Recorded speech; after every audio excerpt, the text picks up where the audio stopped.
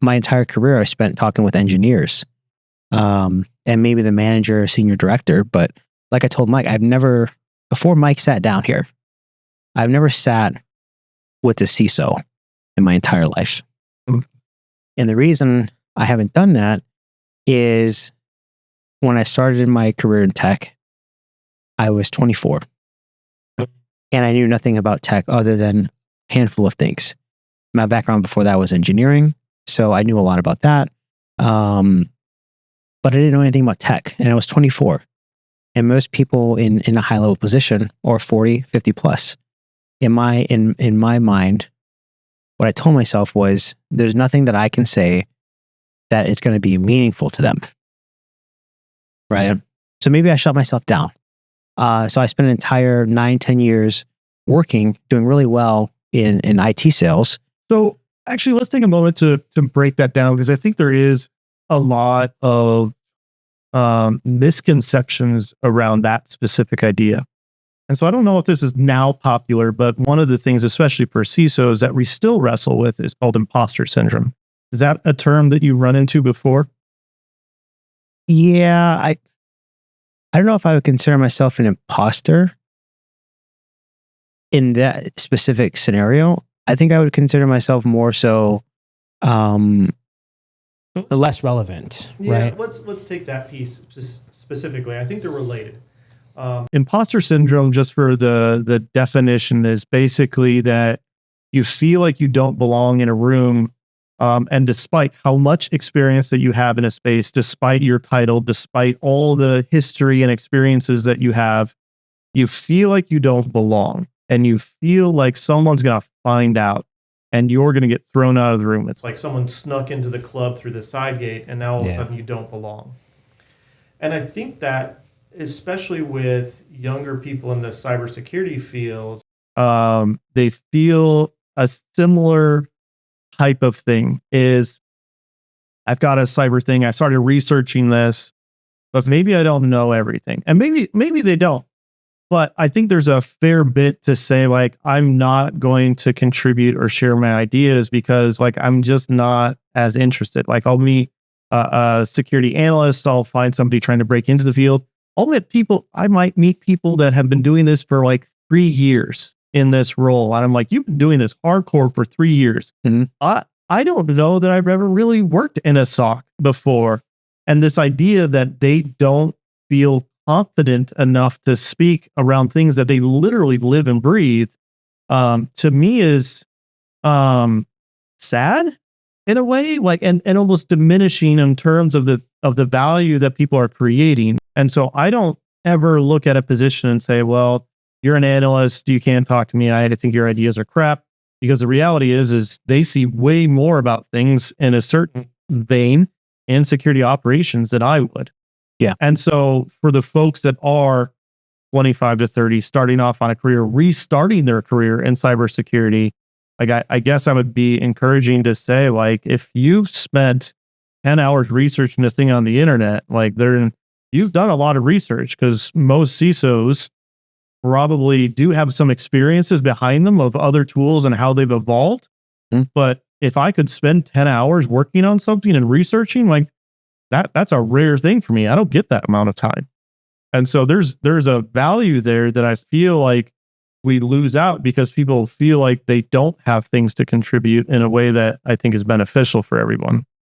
Yeah, I could see that. And I think for me personally, maybe the optics are a little bit different, because when you describe an analyst, right? So like a SOC analyst, someone that's running through logs, and maybe they see a lot more things than their manager or CISO would see, right? So yeah, there's value there. But from the perspective of being in a sales role, right? There's already a negative feeling that everyone gets when they think of a salesperson. Mm-hmm. And so you're climbing uphill for that, right? Now, if I was in a SOC role, I could say I've spent the last 3 to 5 years doing this role or less, right? So I have the security experience. For me, I've done 0. So I'm missing out on the value that would be created there. So for me, like I agree, and I think everyone has meaningful stories to share. But when your optics are you're in a sales role and your job is to sell, right? To whatever it is, whatever your company sells or service or product, you have that end goal. People on the other side know that.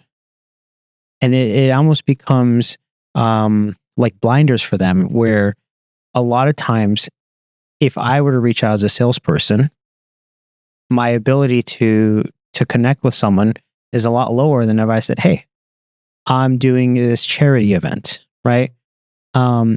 Because there's two different feelings that come with that. Oh, someone's doing something for charity, someone's doing it here.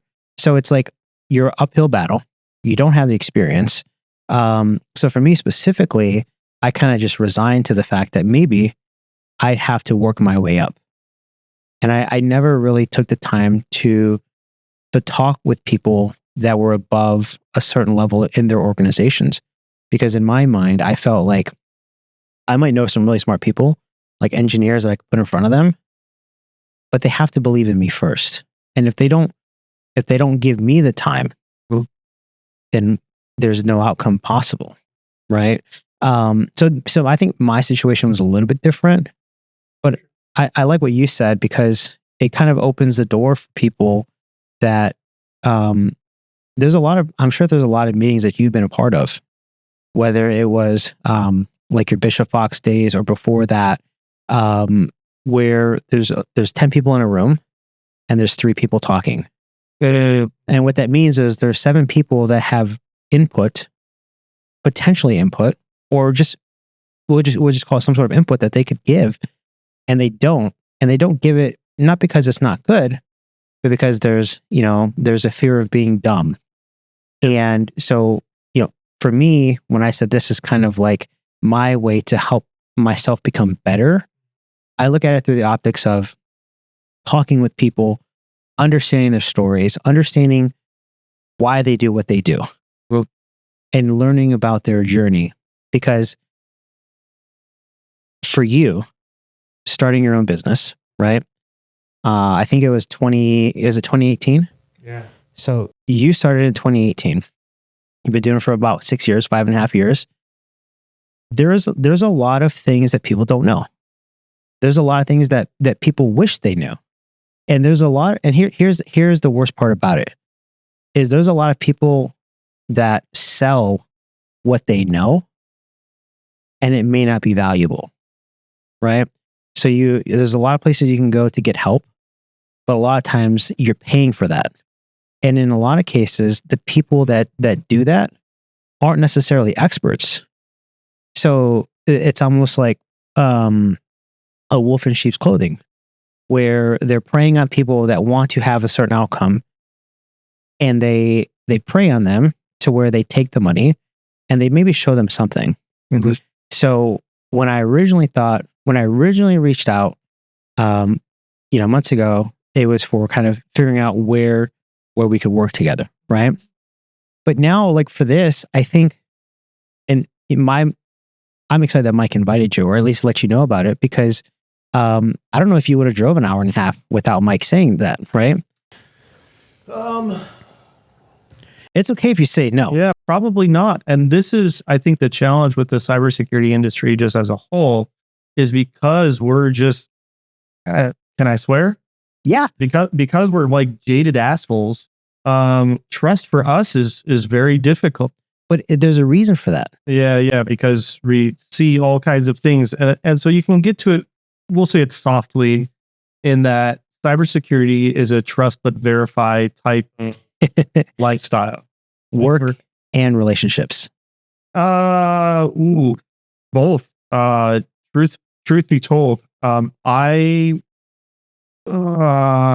knew my wife before I started in cybersecurity, but I was always interested in cybersecurity. And I think as part of that, trying to be a skeptic and double think relationships and why people tell me things. Like, I've learned a lot of the logical fallacies and what they might mean. I do double think why someone might buy me a drink. Like, and very rarely do I look at it in the most altruistic way and say like, oh, they're just a good dude and bought me a drink. Like I'm always thinking that way Yeah. in terms of like, what is someone's motivation? And I think that's almost intrinsic to a lot of cybersecurity people. And they're so guarded, standoffish, certainly awkward. And so kind of as part of that, like it is, that's a thing. And so coming back to it, like I am here because there's somebody that I trust that said, this is a thing. Like this is something to be included. And because he and I have had numerous conversations over a long period of time, we both have a shared value in the Arizona scene for cybersecurity. We both have a desire to say, hey, we want to build something more. We want to look at it and say, like, just because we grew up in hard knocks and there were no books, there was nothing else. Like when I was going to school, like there wasn't a cybersecurity degree. That's not a thing. 20 plus years ago. And so as a portion of that, like you have to build those relationships. And so, yeah, I'm here because of intrinsic trust. And I think, just from in the sales cycle, that's also going to be very valuable as well, because, that connection of, hey, Mike, can you help introduce me to this person? I'm thinking about this type of connection. Works both in person, to meet up for coffee or something else like that, as well as from a LinkedIn thing to try and reach out to people, through social media or something else. And so this whole idea of, hey, I was talking with Mike, he mentioned you're a good person to hang out with, would love to catch up and hear about, what is important in your cybersecurity program, what's in your journey, would love to be a resource. And then my personal stance is just to leave it and to basically try not to do a sale off of it from a direct sense. And I find that trying to build that relationship helps. But yes, I'm here because I have trust in there are a few people that could call me and say, go do a thing. And I'm like, done. Totally fine. Yeah. So it was long-winded and no, but it just goes to show that you're not the only person that's like that. There's a lot of people that, really good example, very, very distilled into like the bare minimum is food, right? When you think about food and you think about where do I want to eat dinner tonight? Sure. You could go on Google reviews, right? Or, look at reviews or Yelp or whatever people use nowadays. And you can do that. And you can find a place with a lot of stars, really high rating, check out how busy they are. You can get all that information, right? But the minute someone calls you while you're looking at something to buy for food, and they say, hey, I just left this place and it was the best burger I've had in Arizona. Yeah. I would be willing to bet you would make the drive to buy the burger, then from the referral of your friend, then go off of someone you never met, their reviews, right? Because to you, listening to someone that you trust is way more valuable than listening or taking direction from someone you've never met, other than just reviews. And granted, like volume speaks in some, has some value. Like if there's 5,000 reviews, obviously it's not going to be terrible. And it's like a 4.7, 4.8 on Google, you'll know that it's good. But the minute like your best friend or your wife or your brother or sister call you and they say, hey, this is a thing, which you accept it. Mm-hmm. Because of the relationship that you have, right? So I think that what you're saying isn't new, but to me it's interesting because, like I said, if I were to reach out to you directly, not that I'm a bad person or terrible at this, but it's a lot harder for you to make that decision to drive, right? So, and I think everyone's like that. Everyone, relies on someone that they trust for information to do what they want to do or decide which direction they want to take with, their time. So, one, thank you for driving out here. By the time you leave, it won't be what do they call it? Rush hour, right? So hopefully it's a lot easier to get home than it was to get here because you came the direction where everyone, there's traffic, right? I hit it on both ways. The people, I skipped the people because I had to drive into town, but then I had to drive out of town and follow all the people trying to come home. So I did catch it, on both sides. But Well, with the truck that I saw, I know it's, the gas money is probably going to be a pretty penny on the way back. So I just want to say thank you for coming out. I definitely owe Mike a thank you as well, because, he kind of helped start this. But as only a pillar in the Arizona cybersecurity side as well, I think, Mike is always a fantastic guy to get to know and to be with. And he's just a genuine person. Yeah. And the craziest part about all this is I didn't know who he was when I went to that very first event. So he walked in late, and then Deb was at the podium talking, and she called him out for being late, and everyone laughed. And I remember looking over, because I was in the back with the camera recording it for Deb. And this wasn't the same event, the CSA ISSA one. And I look over and I see Mike, and I think to myself, who is that guy? And then she says, he's a local legend. Everyone knows him. And I'm just like, I don't know who he is. Right. And I still didn't know who he was. And then it was only until the happy hour where I was talking with Amanda, and she says, hey, do you know Mike? I said, no. Who's Mike? Oh, he's that over there. And then he started walking, and that's kind of how everything started. Because I didn't know anyone, right? And I think that's part of the struggle that I have is like, if you've been removed from Arizona for so long, I was gone for almost 5 years, coming back, and it almost feels like starting fresh, because the people that I knew, I still know, but the people that I don't know, the world is so much bigger than I had realized, especially in Arizona. And there's a lot of people doing a lot of things, in the security world specifically, that I had no idea who they were. I've met so many people in the last 5 to 6 months. Then I've met more people in the last 6 months than I probably met in the last 10 years. And one thing that I've learned in that time, in the very short time, is that the people in the cyber community, it's a very small community relative to the general population. Sure. But everybody knows each other, and everybody, trusts one another. And they all have from what it seems to me, a common goal of protecting what matters. And as long as you're able to be a part of that, you're welcome, right?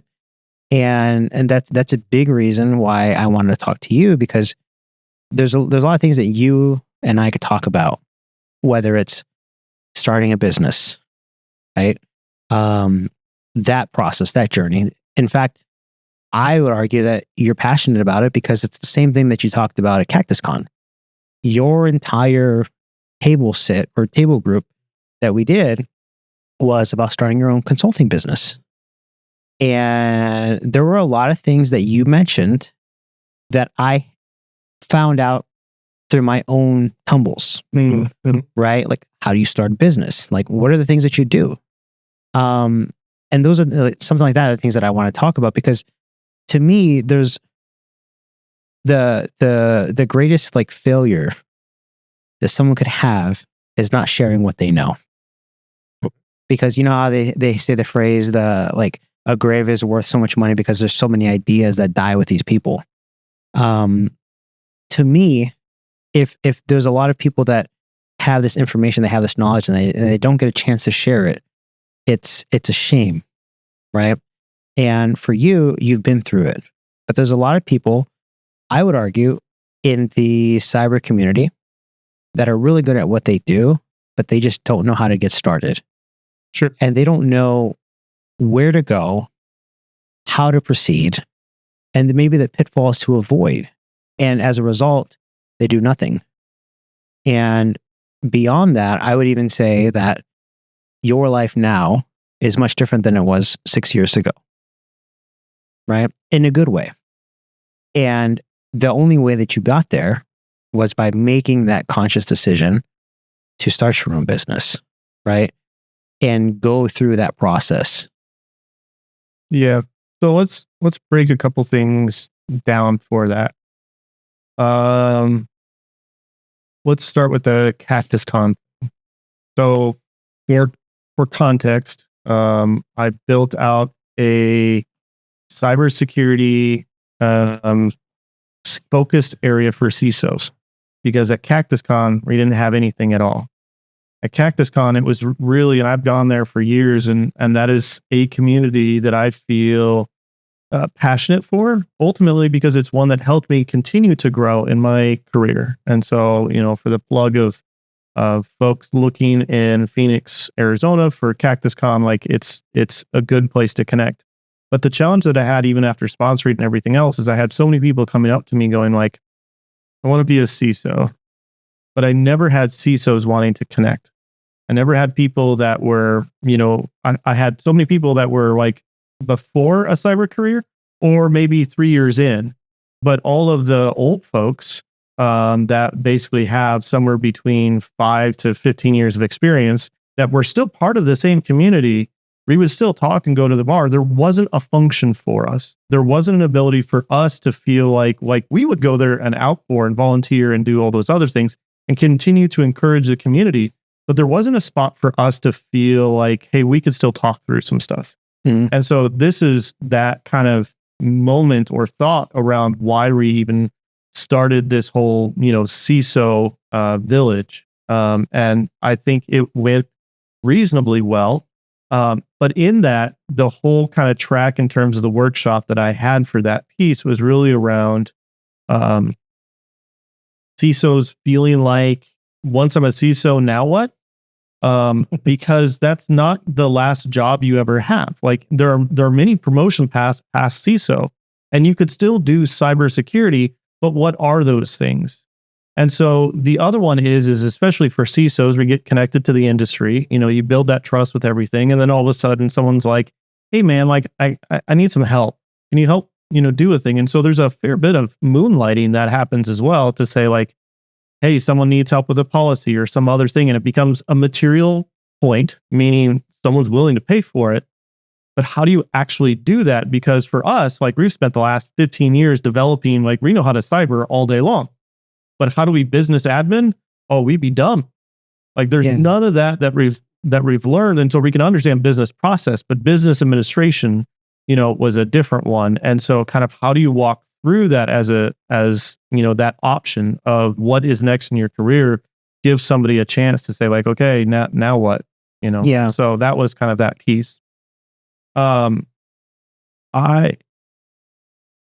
So that's the CactusCon piece. The other one that I think is interesting is, the why I started New Genesis Solutions. And for me, I was just frustrated. I was super mad as a person because ultimately I would find that I would be the sales engineer. I would talk with the client. I'd basically build out the project schedule, and then somebody on the project team couldn't quite deliver it in the same way. Which could be my fault, or they were tired and wanted to quit, or various other things. But I ended up having to get involved in the delivery of the project, and then all of a sudden, I was then closing the project and guiding it because trying to be a project manager or coordinator for a security project is also difficult. And I'm like, I'm already doing all the hats. I'm selling, I'm delivering, I'm communicating, I'm going through all the QA reports. I'm just going to do it myself. Yeah. And so I started it because I was frustrated with some of the experiences I had in just services-based organizations. Like I was just grumpy with it because I never felt appreciated. Valued, but almost in a material way. Like you'll get your attaboys, you'll get here's your 2% raise, like congratulations. And I'm like, I actually did a whole lot. And so this is one of the things with New Genesis Solutions as kind of this cultural model that I adopted, because I became frustrated and wanted to fix it. But, act like the owner, get paid like the owner. Mm-hmm. If you get paid like the owner, you should act like the owner. And so it's this, kind of teeter-totter of balance to say, okay, I'm going to treat people really well, both, personally as a decent person I try and be, but also in terms of compensation. But the flip side of that is you're going to treat things like the owner would. You're going to give off a little bit more, and I'll make sure that you're taken care of. Because I just never felt like it was that side to say, like, I was always the employee. I never had the option to be considered an owner. I never had the option to say, like, hey, you're the seventh person at the round table. What do you think about this situation? Because I value your opinion. Like, I was always allowed just to be passive. And this is where within those things, like in New Genesis, I do not allow people to be passive. I want opinions. In fact, I want people to have a strong opinion about whatever, like, figured out. Like, I have no preference, but you can't just sit there for it. And so with some of those things, like, I started New Genesis because I was angry, Yeah. And so obviously I could do it. And then the other side of it is I was just willing to be stupid, kind of talking about the whole business admin thing. There's a whole bunch there are things today that, I was talking with somebody else and I'm like, nobody gave me a book.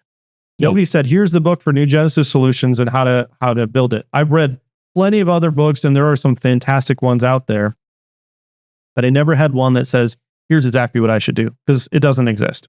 No. And so as part of that, I had to feel really comfortable about being stupid. And that was the one thing, is if you're willing to do that, you'll probably be okay struggling your way through it, because you feel stupid all the time. Like, there are constantly things that I just do not know. I don't know if feeling stupid, I think is maybe the emotion, but I think the thought process is being willing to fail, because when you fail, you feel stupid, right? Like, I'll give you a really good example. When I was in 5th grade, it was a spelling bee. This is very traumatic for me, because I was one of the last few people, probably like 10 people, and I wanted to win. I wanted to win really bad. And the lady that was, calling out the words that I was supposed to spell, it was my turn, and she says, spell lizard. Okay. I don't remember what I said, but I remember that it was wrong. And I was so frustrated with myself that I went back and figured out, how to actually spell it. Guess who knows how to spell lizard now, right? But it's that, like, that feeling of just failing and then figuring it out later, right? You always feel like, I felt dumb when I got taken down, because all the other words that these kids were spelling, I could spell.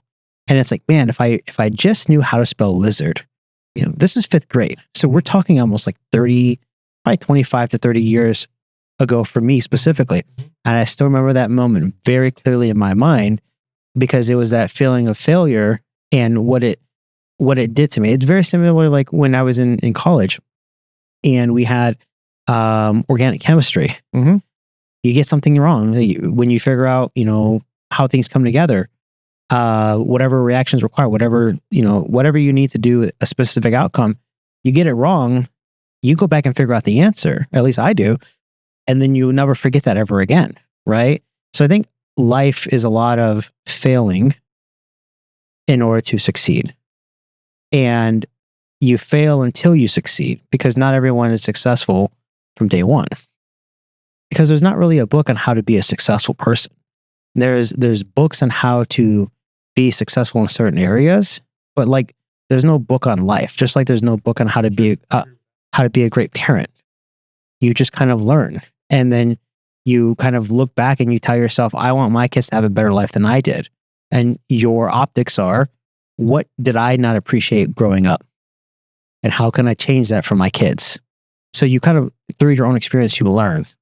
And just similar for you, where through never starting a business, you learn along the way. And I would even say that if you were to shut down your business and start a new one today, it would go a lot better than it did 5 years ago for you. Right? And the only difference between now and then, aside from time, is your experience. So a lot of that experience is just, I think, required to be successful. But feeling dumb, has to happen, because no one will always be successful. So I guess what I'm getting at is, I agree with you 100%. But the issue that people have is not knowing those steps. Because I think more people are afraid to fail than anything else. So they purposely do not try. Right? If you think about doing something, if you take a kid, for example, like a 5-year-old kid, and you tell them to do something that you know is probably not going to happen, they'll willingly try it and do it. And they'll fail and fail over again because they don't have the lesson of maybe I can't do this. So they don't have that thought of I can't do this. And I think the older you get, the more things that happen to you, you end up kind of thinking to yourself, well, you almost do like a calculation in your head, like what's the risk, what's the reward? And I think a lot of people that if they don't know how to start a business or what it takes to start a business or the steps that they can go on, they just don't. And the result is you have a lot of people maybe in the cyber community that are really good at what they do that could help change a lot of people's lives that just don't know the process. And as a result, there's fewer people that benefit from their knowledge. The benefiting from someone else's knowledge is just the willingness for it. Because obviously there are people that could speak at a conference, but maybe they're just super introverted and get nervous in crowds and everything else like that. So I don't think you need to start a company to share ideas. I think that happens, at a happy hour. I think that can happen on a phone call. Like some people are better in a one-on-one environment where they feel like they can better connect versus a crowded room and trying to command a crowd. Like I personally am not a crowd person. I am so much better in a small group of people of roughly 6 or less. Okay. I have a great time in 6 people. I feel like I can listen to everybody else and I feel like I have a voice in that area. Now, if it gets more than that, I start to feel like I don't have a voice and I start to become more passive in those types of areas. However, I have learned to put myself into a spot where I can be and to give off a voice in those larger areas because of experience, because I've done it enough times, because I've spoken at enough conferences. Now I could stand up in a stage and go like, it's not going to bother me at all standing up in a room and kind of just acting like an idiot, or seeing things, in a way that like, I don't mind being who I am on stage, which is kind of goofy guy. But I don't think you need to start a company. I was reflecting on it because I think there's, and I don't know what it is. I can give, there are 2 different types of people. One of the things in New Genesis that we do, and we'll just do kind of pen tests, for example. We will basically give somebody a pen test. We'll tell them a client will basically say, hey, we'll give you the scripts that we ran. Here are the tools that we ran. Here's all of the information that we were able to capture for it. Here's the mechanism to grab it, to walk through with those things. And there are things in the end report that, may not exactly be like really interesting for a vulnerability or for an actual identified exploit or finding that goes into the report. It could be something as generic of, hey, we just saw this weird piece of software installed, like we couldn't compromise it, but we still include it. And the reason we include it is because some people will look at that and go like, oh my gosh, that's really interesting because I thought I took care of that piece of software. Maybe I did, and maybe I didn't. Or maybe it's some type of validation. We'll say like VNC. VNC is a remote application that allows you to remotely access a device. It's the same way as remote desktop, except for it's sometimes helpful in a Linux environment in order to access systems that you wouldn't. So sometimes VNC is needed. However, most of the time people are like, yeah, let's turn this off. And so the fact that we can find it becomes like, oh yeah, we forgot one. Let's go fix that. And so in giving people more information, it gives them a chance for it. But in that example, I can basically give somebody everything. And sometimes they don't do anything at all. Sometimes, and I've had blog posts where I'm like, here's exactly how I do vulnerability management. And yet nobody changes with some of those things. And I almost wonder, even if I gave somebody a list, like in the back of my my sheet for CactusCon, when I was doing the, here's, if you want to start your own company, here's the thing. And I basically printed off all of the steps that you would need to start a business. Like 15 of them. Yeah, 15. Here are the 15 that I went, and they had hyperlinks and everything else. All you have to do is go and throw your stuff. And I would love to hear somebody that actually went through it, but very few people, even if you gave them a list of the steps that they would do, actually get off and do that. And I don't know what the trigger point is to get somebody to kind of lean forward in that and say, like, I'm going to do that. And I don't know what it is. So I don't think it's direction. I don't think it's like, oh, I don't know where the start of the line is. Like, everybody's fine queuing up for Starbucks. Just tell me where the start is. Everybody's fine standing in a line for an hour waiting for princesses at Disney. I've done it. It's fine. I have little kids. We will not. But despite the line, like, I don't know, man. Like, I can give all the direction in the world. There are some people that just don't take it. And I don't know what it is. And you'll see that with everything. Like, even just like, we're not even talking about starting a business. We're saying, like, hey, I want to start a career in cyber. Like, we'll go back to interns and people trying to get into the cyber industry. We'll say, look into DNS. We'll look into how email works. We'll look into some network services and protocols. Like, study these things, come back in a week and tell me what you learned. And nothing. And so I don't know what it is to find that point where someone gets motivated and wants to lean forward and to take charge, and someone looks at it and says, like, holy crap, that mountain's really tall. So I have a thought on that. I'm going to tell you something, and I want you to marinate on it, right? And that, what I'm going to tell you is something that two companies that I worked ago, two prior companies that I worked at, they had a consultant come in and kind of do like an entire day workshop. And his very first words that he said were, "Your life is exactly as it should be." Okay. And I thought it was weird. It's like, no. And what he added to that was, because if you wanted something different, you would do it. And he went into this rabbit hole of, if you wanted a better life, you would make the choices to get you there.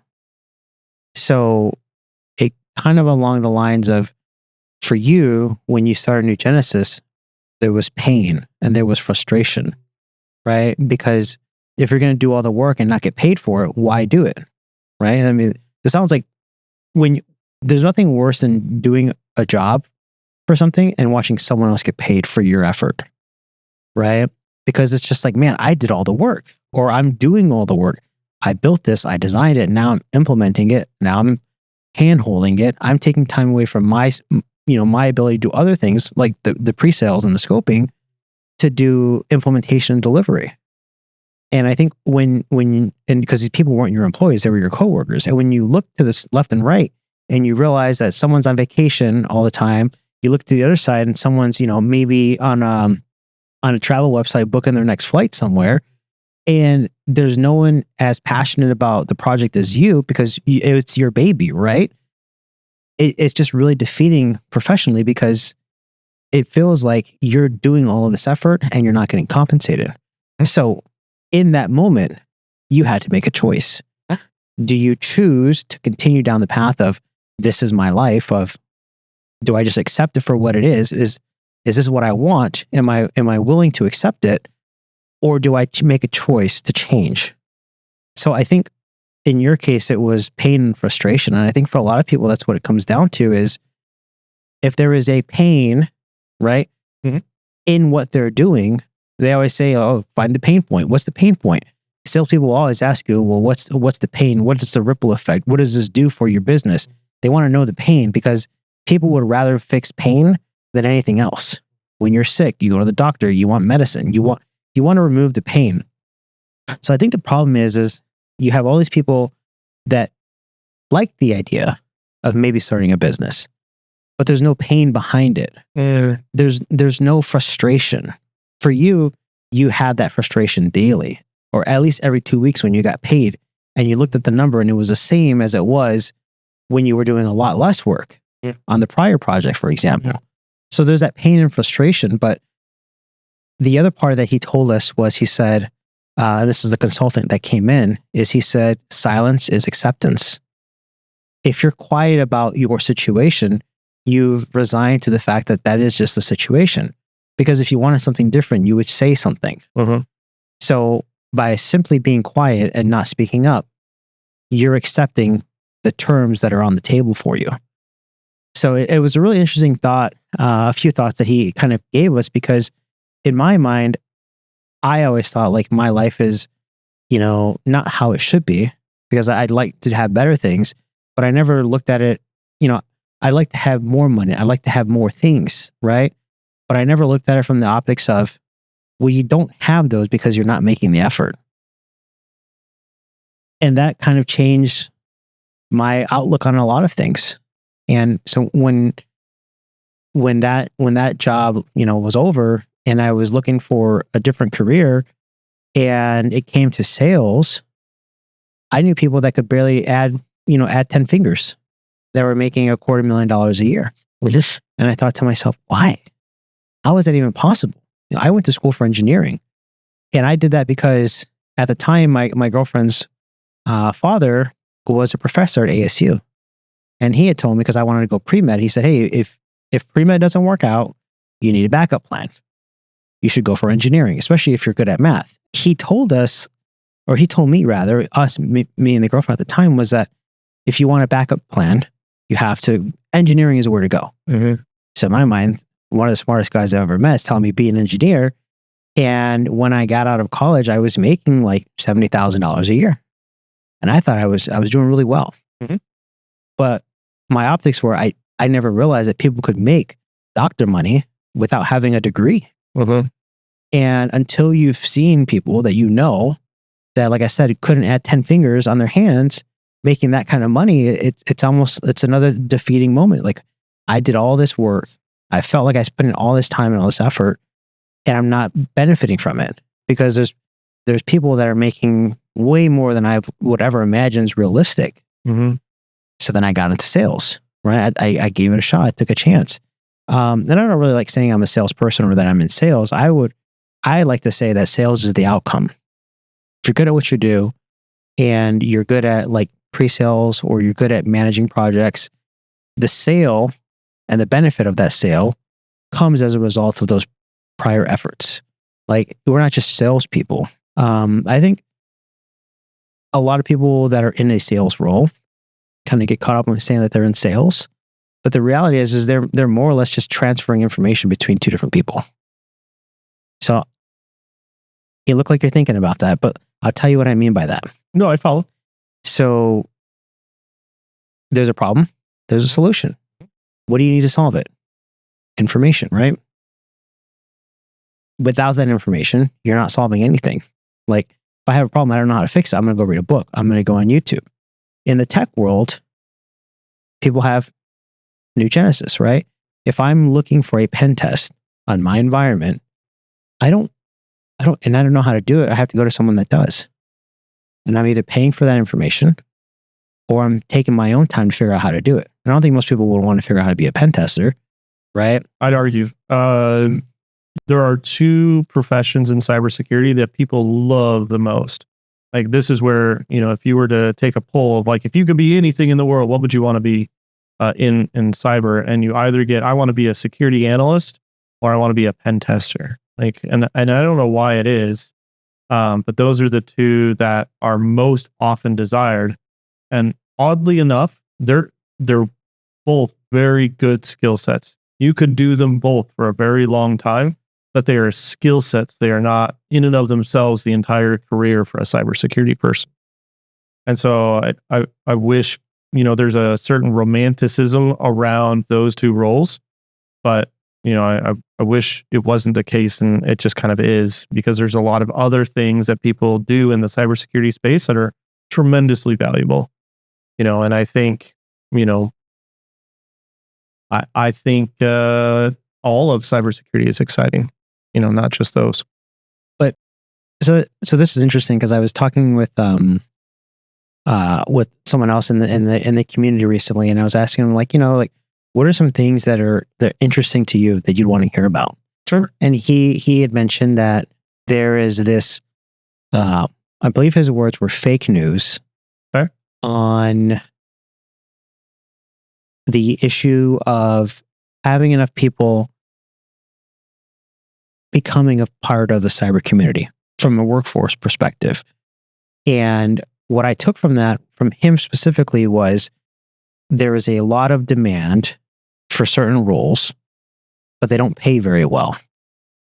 Because when you look at an analyst role or some sort of engineering role, there's a huge disparity in the compensation, right? And I don't know because I haven't looked at it personally. I could tell you the numbers, but yeah, go ahead. So what's the percentage difference between an analyst and, we'll say, an entry-level application engineer? So I'll give you specifically SOC analyst versus application engineer. Application security. Application security? Engineer. Okay. I just want to make the distinction because if we're talking about applications from an IT system admin and support side, like those roles are becoming more nuanced and could develop kind of more of a specialty role in terms of, kind of enabling folks. But we'll say equal equivalent. SOC analyst here in Phoenix, Arizona is probably going to be somewhere between right out of college. You'll probably get somewhere between 60 to 80K. Obviously, you can go higher if you find specialty organizations or if you already have certain certifications. But, obviously competition is fierce because everybody wants those roles. And so you'll need a way to differentiate yourself. We'll gloss over that point and say it's an assumption for everything. But, analysts to... but I've even seen analysts get above that. So let's say at the very start of a career, an analyst is probably going to make, around 60. But towards the end of a career, probably their capstone, I've seen and know analysts. I could probably even go higher. We'll say about 110 to 115-ish for a security analyst. Security engineers, we're going to make the assumption that a security engineer has a decent level of application understanding, knows how to run, if we're talking application, they know how to run a multi-tiered application environment, meaning you have your database, your code server, and then your front-end application. So they know how to run code, database connections, APIs, everything else. We're going to say that they know how to coordinate and integrate the application with other applications as well as being part of an engineer. That role, generally, unless you're working in the state, let's walk down the state. So if you're working in Arizona government, it's probably 90 on the low side. But if you get to the private side, then you can probably get somewhere to 170, 175. And then if you become really specialized or find some role, you can probably start tapping a little bit higher than that. There aren't too many roles that I know kind of stretch into the 200,000s yet, but otherwise, that's about the range. So again, your analyst is 60 to 115. Your engineer is probably somewhere between 90 and 170, depending on skills and the role itself, the company, and everything else. So I'll give you an example. As a new college graduate, sure, I could do that research, right? I haven't done it for me personally. That's why I'm happy that you have that information.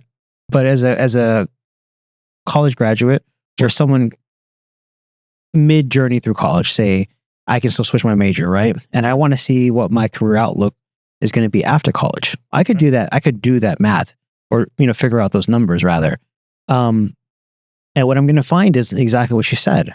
An analyst role might start at 60, but an engineering role is going to start at 90. Okay. Personally, right, I would pivot towards an engineering background to go towards that. Sure. And I can't imagine I'm the only person, right? Because especially nowadays, when you think about inflation and how expensive things are, as a future-proofing yourself, right, financially, I think most people will go the route that they know is going to have the better outcome, selfishly. And there's nothing wrong with that. So I might say, well, I'd rather be an engineer. Yeah. And that's exactly what I did when I was in school, right? Is I did it because, well, someone told me it was the best choice for me because worst case scenario, if it doesn't work out, which it didn't for me, I have this engineering background to lay on. And I think to to the gentleman's point that I was talking to, that is a problem because you end up missing out on a lot of talent because they just might go at the other sides, right? If Sure. they not neglect, but they don't go down the route of cyber, or if they do, they choose the engineering side. So like how do you solve for that? So there's a giant misconception. Somebody who's applying for a security engineer role right out of college will have a very rare and limited chance of actually being successful. There's no way they have the requisite experience to be able to manage that type of environment and the skill set that would be required. And generally the pathway that would go is you have to spend some time as an analyst before you can get to a role as an engineer. I am not saying that it can't happen, since obviously it does. But starting off as an engineer role, I'm very skeptical of that type of thing. And so if someone is chasing that type of career, it's possible. And by all means, sometimes it's nice to have somebody that tells you you can't do that because it becomes motivating for you to say, I'm gonna prove you wrong. Yeah. But otherwise, I think there's a lot of people that look at cybersecurity and say, I can do this. When in reality, recently New Genesis brought in an intern. So somebody in college currently, as part of a grant program. So great opportunity there because they're getting paid for this and they're getting the experience they need. We've broken that person's brain, and they were already studying cybersecurity in school. You said you broke their brain. Broke their brain. How? The amount of information and knowledge that they have to learn from and reference and everything else within 2 weeks, like they're just like, this is way more than I expected. And so I think there's a lot of things that you can Google. And there are a lot of things that cybersecurity people Google all the time in order to get to the answer. But I think it diminishes the value of how much research has already gone into that person that they use as a reference model to say, I'm going to use all this experience I have, all these reference models of different types of things, and use that to interpret the information, the new information that I'm given. And I think this idea that someone can come right out of college and have that and be ready for it, I think it's disingenuous. And I almost, in some ways, and I don't mind having a strong opinion on this, I think there's a lot of disservice that the education industry has done because it doesn't actually prepare people for having a cybersecurity career. There's a lot of education that happens, and so they can give them best practices and frameworks in terms of here's what NIST is, here's the CIS benchmark, here's how you look at the common vulnerability management scoring system, here is how to read threat advisories from CISA. All those things are interesting and valuable. But as soon as they get into a degree going like, okay, and this is the tool that you're going to manage it, people freak out. Like they do not know how to manage it. In some ways, like they're still trying to adult a little bit as well as part of those things. And I am skeptical for a lot of people coming out of a career because especially four-year colleges focus on the theoretical and very limited cases give you practical experience running through this. Now, we've heard pockets of different education groups now that are working to fix that problem. But I almost wonder if it wouldn't be better for cybersecurity to turn into more of a trade school-like thing, since so much of what we do is working on this tool. So much of what we do is go get this certification. Those are the things that actually help propel you through your career, because you have to know a best practice for sure, which you can go take a security plus, you can go take your analyst plus and everything else. That's not the actual cert. I get it. You can go take some of your best practice certs leading all the way up to CISSP. And then you can take your technology certs like Microsoft, like AWS, like Cisco, like there's so many others. Yeah. Google has certs, I'm sure. And so as part of that, like you need both, but those are the ones that are helpful to your career. Yeah. And so this, kind of how do you use this idea that you can, like, I went to a 4-year college and they showed me how a database functionally works. And here are some SQL queries. And then they plop you in and say, okay, figure it out. You're not prepared for that. So I want to ask you a question. I was thinking about this in my head as you're talking, and I think you're going to have a really good answer, or at least an insightful one, right? And I say that because I'll have a strong opinion one way or the other. either way, there's an answer. So you're a business owner. Oh yeah. So if you're looking from the optics of you have to hire a security engineer, Yeah. right? For say an internal application, right, that is public facing. Yes. As a business owner, you have less interest in hiring someone straight out of college as a result of everything you just talked about. 100%. And as a result of that, this is your opinion, right? You would say you would feel a certain way. I don't think you're the only person. And I think what ends up happening is there's a lot of people from a security manager, a security director, and as it moves up, security is like I told Mike, you're damned if you do, damned if you don't. So when you look at it from how do I preserve my livelihood? Well, I want to make sure.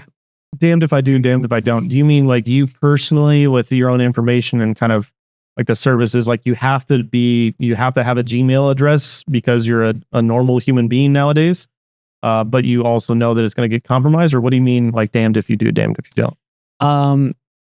I say that from the perspective of when everything goes well, people question what you do. Okay, got it. But when everything goes wrong, people blame you. Mm-hmm. So like when you roll your eyes, like I know you there's many stories and analogies, like best story. And this one's kind of fun. There's a small town in the mountains of France. This is a real story, right? Sure. Absolutely. Okay. And this story, of course, or this town had a beautiful fountain in the front of the town square. And there was a guy that, kind of came down once a week, picked up a little bit of water in a cup, rolled it around, dumped it back in the fountain, and then left. And he was the guy that just took care of the fountain. And after a while, people were like, the fountain's fine. What do we need this guy for? Like, this is complete garbage and a waste of their time and everything else like that. And he only comes down once a week. Like, this is a complete waste of our town's money. And so they fired him. Mm-hmm. 3 weeks later, as the story goes, the fountain's a complete mess. It's totally broken. Like, the water quality is garbage. It looks like garbage. And nothing works. And they went up to the guy. They're like, what's going on with this thing? And he's like, yeah, I was taking care of it. Like, this was me just testing for quality, but I was fixing things behind the scenes. And so I think in many ways, that is representative of not just cybersecurity, but there's a lot of roles like that in technology that I feel like don't get the recognition that they deserve. And I think that there's a flaw in storytelling that needs to take place, to where, people need to be their own champions for the things that they're doing in terms of creating value to an organization. Because the flaw that guy had, like, he was doing his job perfectly, but I mean, in this day and age, like, I'm not saying like let's showboat, and kind of do that whole like I'm the best thing since sliced bread, but there's a certain value to say like we need to be better about communicating the value that we're providing organizations. Yeah. But anyways, let's go back to the story of me hiring engineers, which I do. Yeah. So you're not the only person.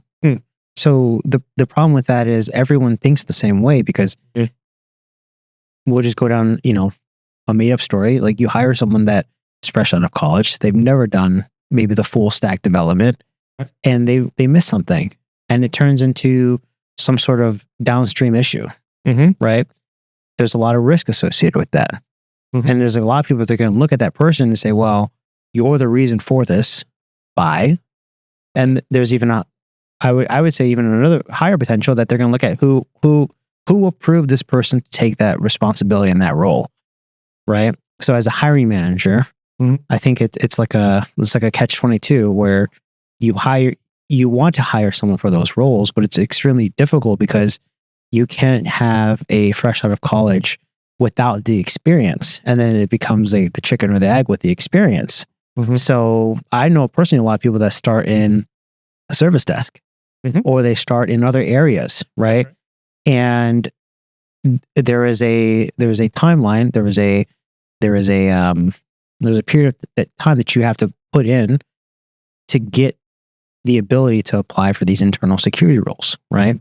Like as a SOC analyst, for example, or maybe you want to kind of jump from place to place, but you have to go in and do these roles. But help desk is probably like one of the more competitive spots internally because it's the lowest barrier to entry to kind of get into IT.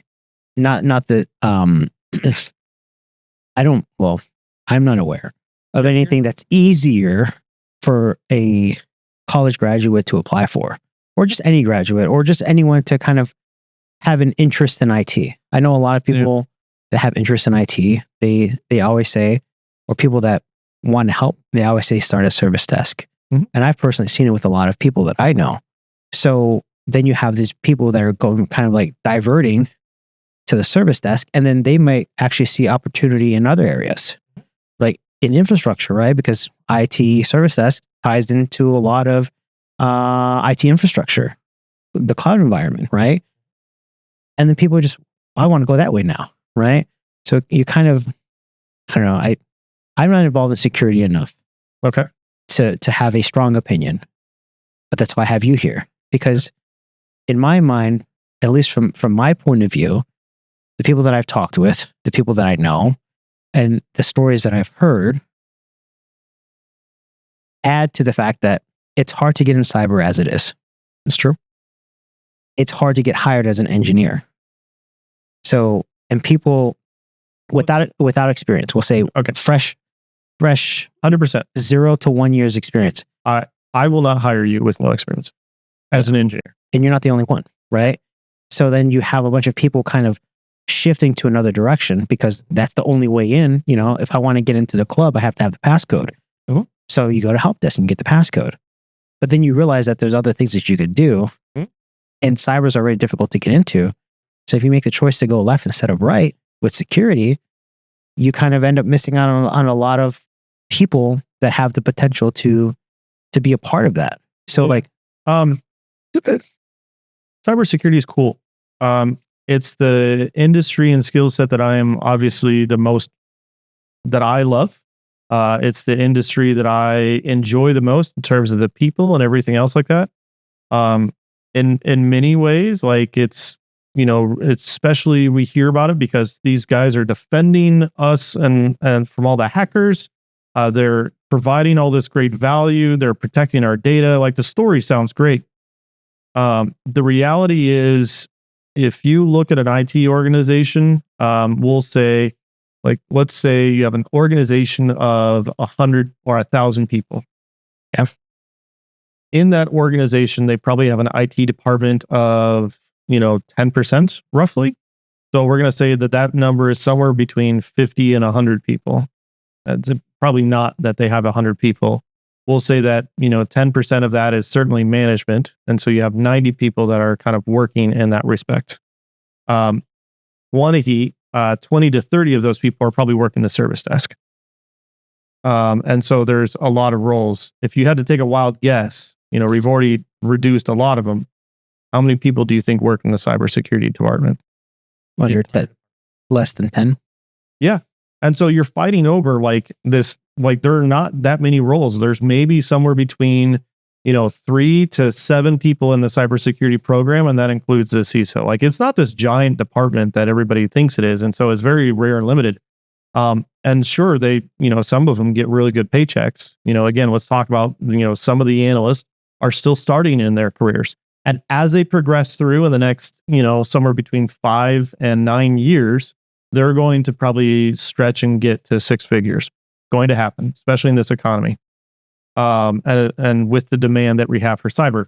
But that doesn't mean that we don't also have valuable skill sets in system administration, to where you're managing the entire Azure environment, and on-prem systems. You're playing in virtual hosted environments with, the artist formerly known as VMware, whatever Broadcom wants to do, where you're playing in Hyper-V and all kinds of other solutions. We also have telephony and networking and all kinds of other things. And those roles also pay 6 figures. Mm-hmm. And this is where I feel like there's some people that look at it and say like, I want to be in cyber because it's the coolest. I'm like, there's some cool stuff everywhere. And actually, if I had to go back and reduce some of it, I think business intelligence is a really interesting career as well. I mean, because all they do is play with data and consolidate it and manage it and integrate it and build reports that the business needs to make decisions on at a strategic level. Because ultimately, like kind of a little bit of what I do within cybersecurity is trying to manage information and present that back to a board of directors and saying like, hey, we should reduce risk in this specific way. And so honestly, there's some really cool ones with business intelligence that I think are really valuable. And there's not enough people in those departments either. So I don't know. If someone's just going for the money, like you can find money. You just have to keep pushing your career and have that passion. And I think it goes to that earlier statement we were saying is some people are going to have the passion to drive things out. It doesn't matter if they have a script or not. They have a desire to learn, and they have no problem leaning forward into areas that they don't feel comfortable, that they don't have that expertise. They're like, I don't know what the answer is, but I'm going to keep trying until I get there. Mm-hmm. And those people, it doesn't matter what career they have, they're going to find that piece and lean forward into it, and they're going to find money. Like there is money in IT. That's will never be a problem. And sometimes some of those people make more than the people in cyber. I would say a lot of them do, especially in sales, right? Salespeople is ridiculous how much they can make. Now, again, they're very coin operated, and they're very cyclical in terms of, sometimes they can have a great time and other times that they don't.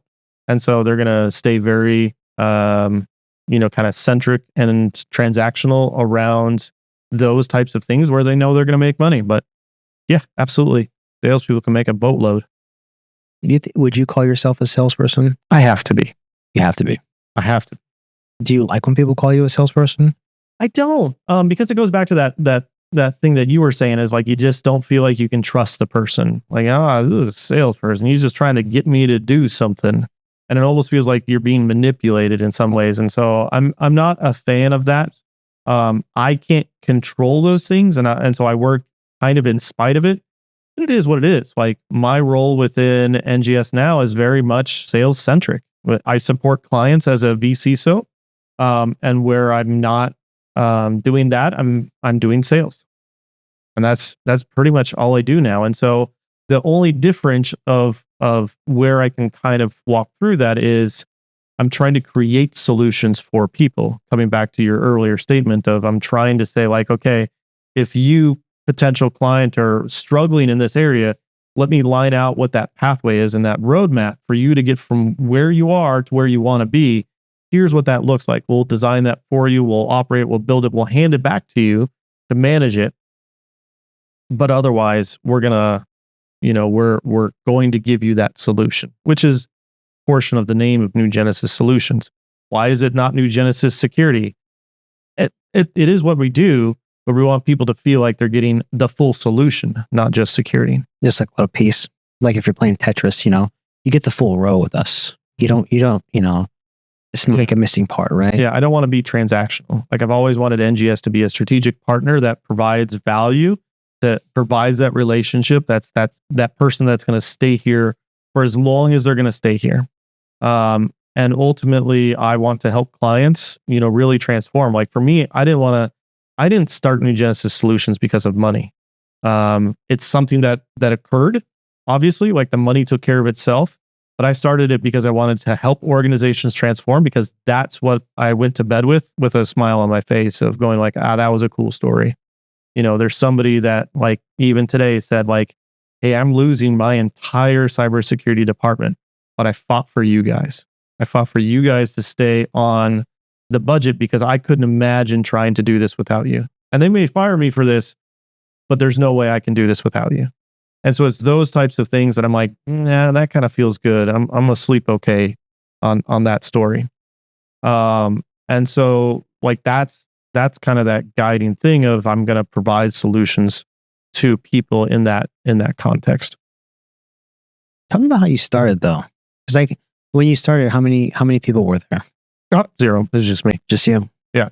So did you run into a lot of no's? Or did you have a reputation from like Bishop Fox? And I saw that after Bishop Fox, you had, kind of like an MSSP role. I did. In between. Yeah. So like, were you well known to where the transition was easy, or like, well, like what I wanted, I guess what I find interest in is maybe what the struggle was for you, because I think everyone has their own struggle with starting a business. So I think for you, it's a one man operation. You have 10 to 12 years of experience in the cyberspace.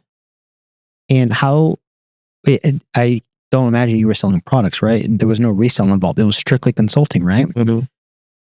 Services. So how did you overcome that? Because I think there's a lot of, at least in my experience, there's a lot of, we have a preference for an established business, right? We want to work with this company because they've been around for 10, 15, 20 years, right? Yeah. We hate the sales rep, but the company's okay. Mm-hmm. The minute the sales rep leaves, we'll get another one and everything will be fine, right? So there's a lot of that where it's just like, we're just dealing with it. But from a, like, I guess a risk perspective, I've run into that where it's just a lot of, well, love what you do, want to support you, but you haven't been around long enough. You haven't proven yourself. And to me, it's in some sense frustrating. So that's why I'm interested in your experience, because yours is a little bit different than, obviously your situation is different than mine. But it's very similar where you're starting out fresh, right? You have to sell the consulting, right? The services aspect. Like, how did you get through that? Because you wouldn't be here today if you weren't successful in the very beginning. Yeah. So like, I've met a few people that started their own companies, and everyone's got a really interesting story where it was either fail or succeed. It was kind of at the end of the rope. Yeah. The first year for any organization is all about survival. And so you get that first year survive, second year thrive. And so from that, if you can just make it that first year, you'll probably be okay. I'm not saying it's fantastic. There are some people that have their own company, in quotes, but it's really just them, and they do some side work consulting and they'll kind of do some stuff. And because of their experience, like I know a guy as a network engineer, and he has done complete transitions and migrations for data centers. Like, very smart guy, into networking, knows his stuff, but doesn't want to deal with employees, doesn't want to manage a thing, likes just being a principal guy to come in for a complex project, and he's got enough clients to kind of help make it work. And he has a fantastic life. I did not want to go as a single shingle, as they call it. I wanted to actually build a company in terms of, there's a bunch of reasons for that. But for that first year, think I started in 2018. And that's when I started the organization, but I was still moonlighting. So I was doing a little bit of project work after hours, and then left that organization, I think in like January or February. And I didn't have a really full project until like 3 months later. And so I was basically, had a family. So everyone's like, oh man, I have a family and kids. I definitely had a wife. I have a house. I have 2 kids. They were still small at the time. And we went 3 months without any payroll or anything else like that. I did have a chance to get a job at a MSSP here in Phoenix, but I turned it down because they didn't allow moonlighting, because ultimately I really felt like I was close. Like I just needed 1 or 2 conversations with folks, and they were already in. We just needed to get through a budget process, and then things would work itself out. And so ultimately, there was also some relationships I did have to where I talked to people and I said, hey man, look, let me take you for coffee, trying to do this thing. Here's my vision. Here's what I'd like to do. I'm out on the market. Would love to partner with you again if I can. And some of them said, a lot of them said, that sounds really great. We like it. I don't have anything for you right now. Well, I never had anybody that really told me no per se, because they still liked me. Like, they were still good friendships and relationships. They just said, I don't have anything for right now. I'm still trying to survive on building my internal cybersecurity budget at whatever company. But I also did reach out to other service providers and said, hey, I can be a help. And so this is where, and maybe this is interesting, but I wasn't above working for another company as long as I can maintain my own label and do a business to business kind of subcontracting connection. And so that really helped in the beginning here, because there was a project that, got me near full time, but took me 9 months or so, worth to complete that project. And so that service provider is a long-term friend that I've had for years, but we still do business to this day on some complex things, because I could do the cyber stuff and he could do the IT stuff. And obviously he's like, somebody, use the word cyber, I need your help. And this is where, having those relationships, I never saw him as competition. I don't see any service provider as competition, truthfully. Because ultimately our competition is really apathy, or a customer's desire to actually want to make a change in that. Going back to your conversation with pain consultant, like, there are some organizations that it's like, man, this is really tough, but we're just going to struggle through X and eventually we might get to Y, but we want to try and do it on our own. Great. Like, I hope it does work for you, but if they don't want to move forward on it, it doesn't matter if I'm going up against the Big Four consulting. It doesn't matter if I'm going up against some large VAR. Like, the client's not moving, has nothing to do with me. Yeah. And I would rather them find that transformation more than picking me. Like, I'm honored if somebody picks me.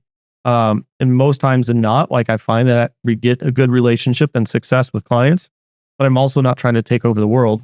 I'm just trying to be great for the few people that work with us. And that's more than enough for us. And so kind of as part of it, we went, 3 months. I borrowed money from family. We definitely ate ramen. We kind of remade it work. And also, to add to this, oh, well, what about your wife? My wife also has, started her business. She was making bath bombs at home. And so I would help her on the weekends. We'd go to farmers markets and sell bath bombs, which for me was helpful. And I use that as a time to, like, how do I get comfortable selling a thing and talking to people? And so I was selling at a farmer's market, with my wife for a good while until, I ultimately needed a little bit of a break into focus on NGS stuff. But I still help her today with, stuff on her business, but it's not like she had this great dependable job either. Like, we were both, in that same spot. And so 3 months later, borrowed some money. Finally, we got some of those projects. And, after, 6 months, I was able to pay back, family, they gave us a loan, and now things are fine. But it took 6 months to start, really trying to get to that point that we were okay again. And then, been slow growing, but consistent growing ever since then. And so, that first year was certainly a survival year. Yeah.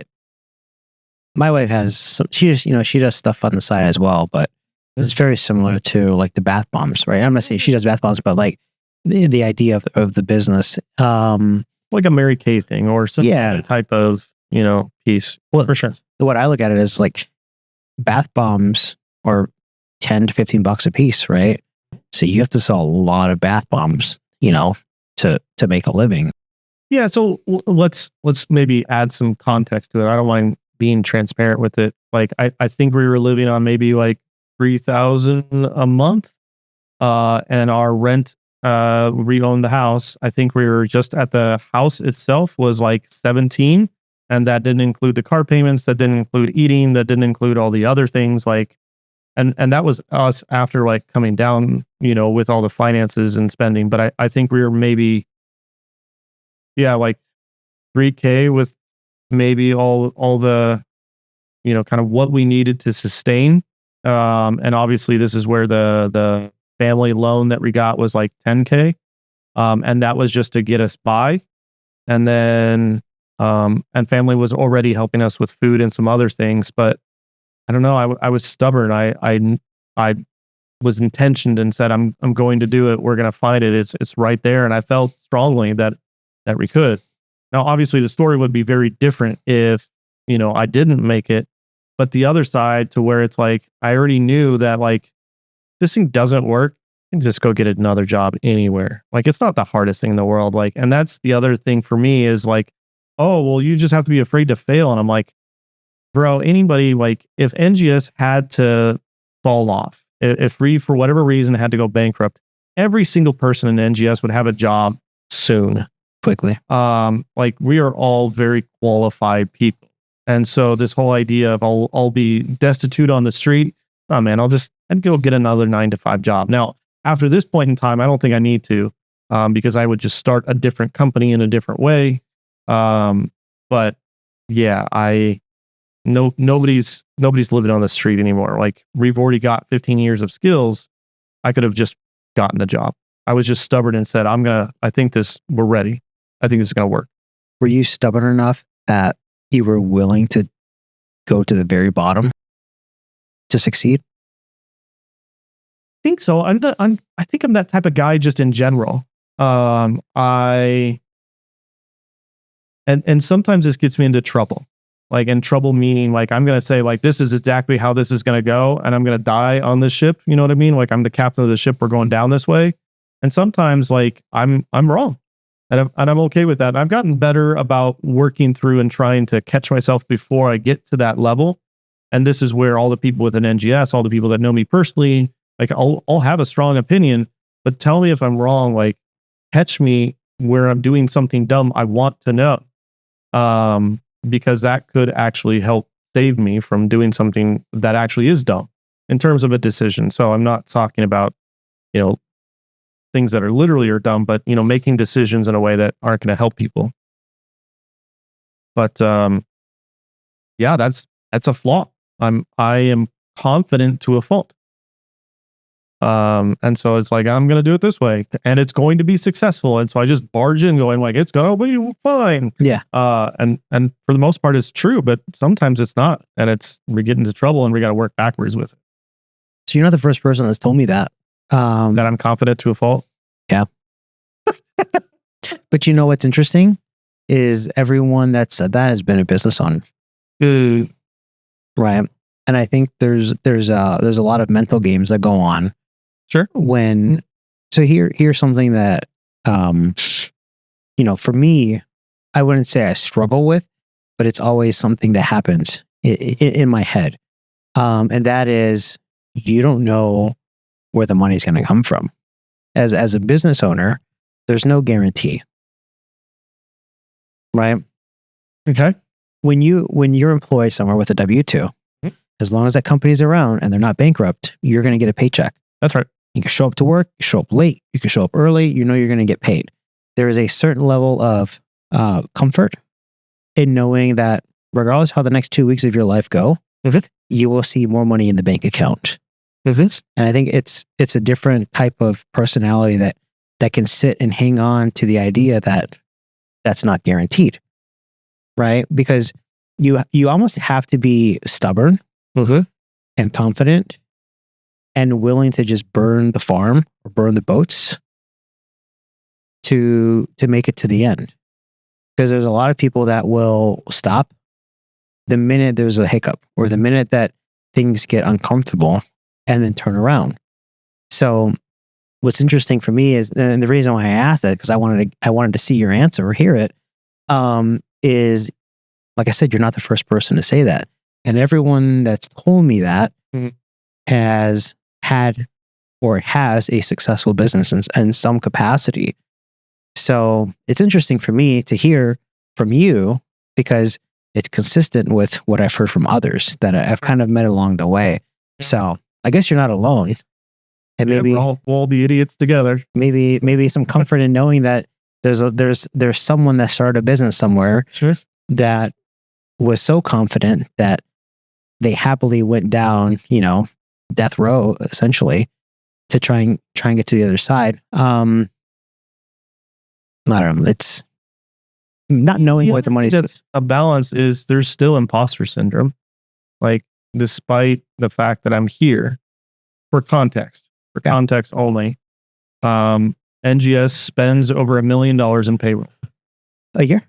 a year. Yeah. Okay.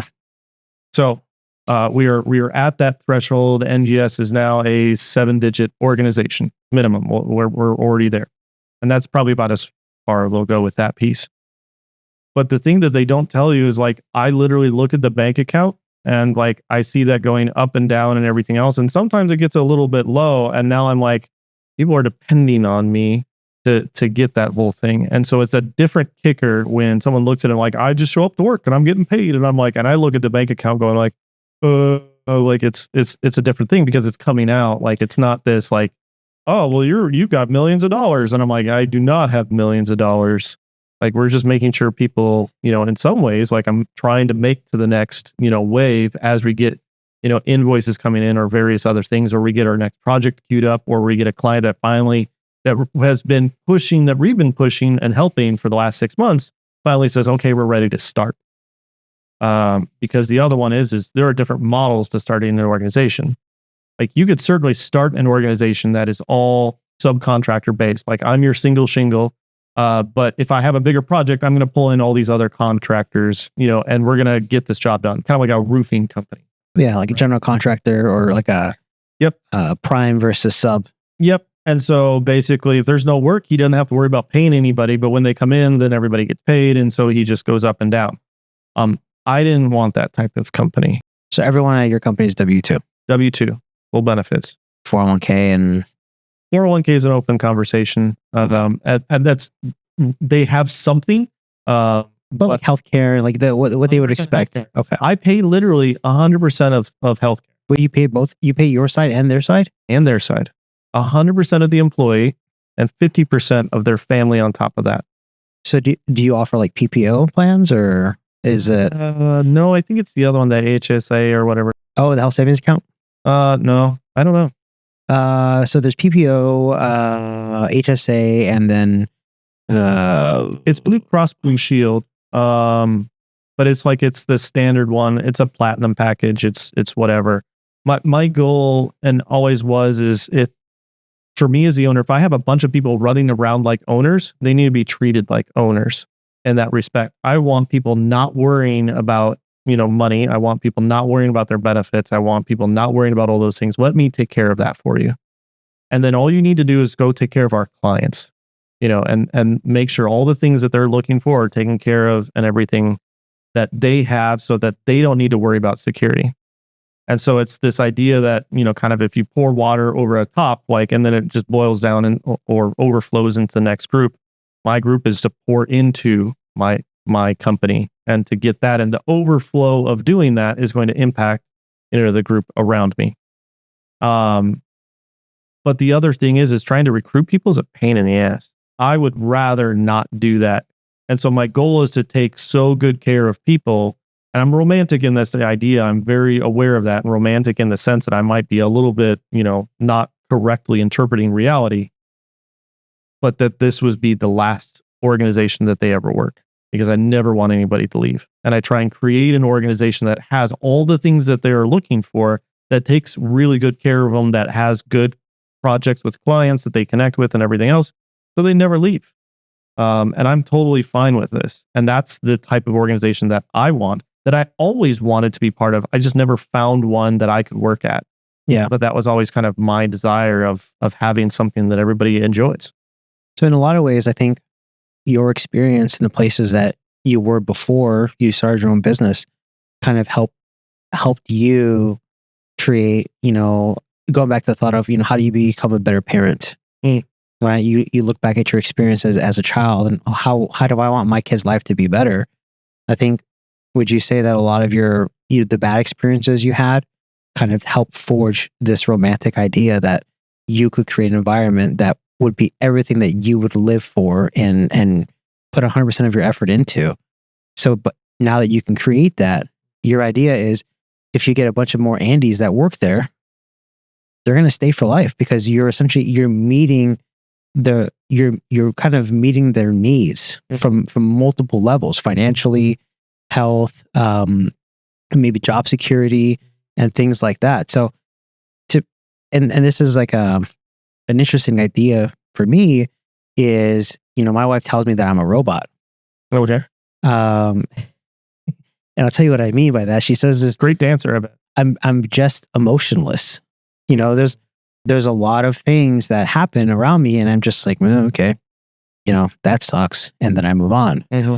So it's something that I'm actively working on, but I'm only working on it because she tells me. And now that I have 2 daughters, the worst thing I think as a father that you can do is neglect your kids as one, but then also kind of not help build them up, especially with young women, right? Helping be a good father figure for them, so that way they know what to look for in people down the line that they might be involved with. So all that to say that it's interesting that these experiences that you had kind of helped facilitate this idea of what you want NGS to be. And I do want to catch one piece for it. What's that? Because the one premise is you don't have to have a bad parent to help you recognize that you want to be a good parent. Sometimes there are good parents out there that are helping kids become just as good parents themselves, through that. And so I want to make sure that, I have seen good organizations that are managed well, and I've taken things from them going like, I liked how they did that. Yeah. I had a positive experience for that. And so that's both true in both parenting as well as in companies. And sometimes you'll get pissed off. Sometimes you find something that makes you angry and go like, I'm definitely going to do something different about that one. And I've had those experiences for sure. But in other ones, and especially to where I just feel kind of personally triggered, sometimes you can have a great parent and they help you just as much as having bad parents that you might run into as well.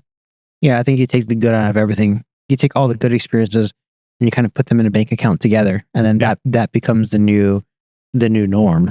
Right. And so admittedly, I am absolutely optimistic. I have, to a fault, I try to focus on the positives in every situation and the positive potential of what could happen going forward. And I do that with everything. And so if we run into a problem, I'm already thinking about, okay, how do we kind of adjust, pivot, tweak, what do we need to do to kind of move through that? And that's, we can go back to that kind of overly confident piece, but my perception of the world is always positive. Glass half full. Likely that things will always work out. Like, I don't know what it is, but it will be fine. We will figure this out without fail. It's almost like a really good blinder to have. Yeah, and there's balance to it, especially within cybersecurity. There are things that I will not go look at. I know there are some messed up things in the world. I know probably more than most because of cybersecurity incidents that we go through, because of what I've understand about people and behavior, especially when someone's trying to do harm to another person. Like, let's just think about the persona of a hacker and what they're like, and the willingness for someone to go through that. And there's a lot of really interesting things that I found. But there are some things to where it's like, I won't watch. Like, I personally, my wife kind of likes watching the news and everything else. And she's like, oh man, I heard about this thing going on with the school and it has something to do with a child. And I'm like, I don't even want to know about it. Yeah. I don't want to know that there was a child that went through a bad experience. Will not read it. I choose not to even think about that thing because I just can't put myself in that spot. So yeah, I really do put blinders on some of that stuff for the things that just will break my heart. And I don't want that. And I think kids are an easy one for that. But there's a lot of things in life where it's like, and that's effed up. There's some messed up things in the world.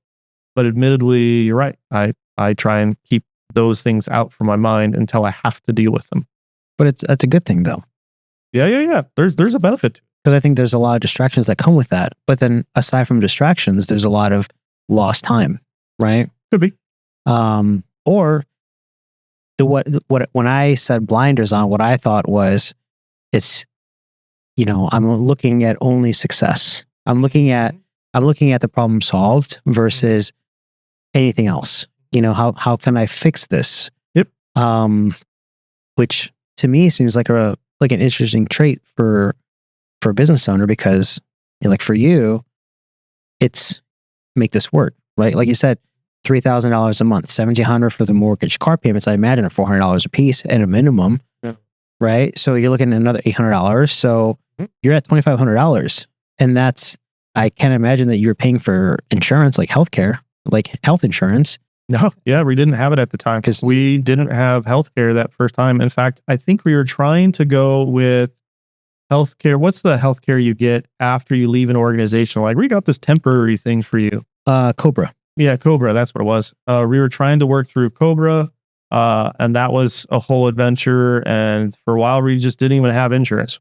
Yeah. So on top of the stress of trying to make the business work, you said you have 2 kids, right? Yeah. Oh, here's the other one that'll mess you up. Let me think. I got to do the math backwards. What year is it? How old is my daughter? So she was after it at this time, but my daughter, when she was first born, we had all kinds of health issues. And it was after this point in time that we learned that my daughter has a very mild form, but my daughter has cerebral palsy.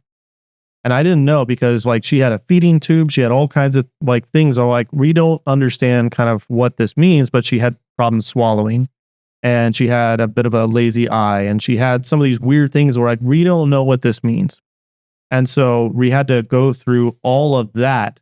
And so not only do I just have, all the stuff of not having things, but I have a daughter that needs, to go to a doctor occasionally and to work through that piece. So yeah, it was, and she's fine now. She's perfect. If you meet her, she is an amazing girl. She is gifted. She is smart. But unless you actually, or I told you, or this story, you wouldn't look at her and know that she has anything going on. We managed it pretty well, early in life. But yeah, we had to go through all of that at the same time as well. So I'm kind of an idiot when it comes to, let's just try this and then keep going. I don't think you are. I think, as much as you say you're an idiot, I know you're not. Okay.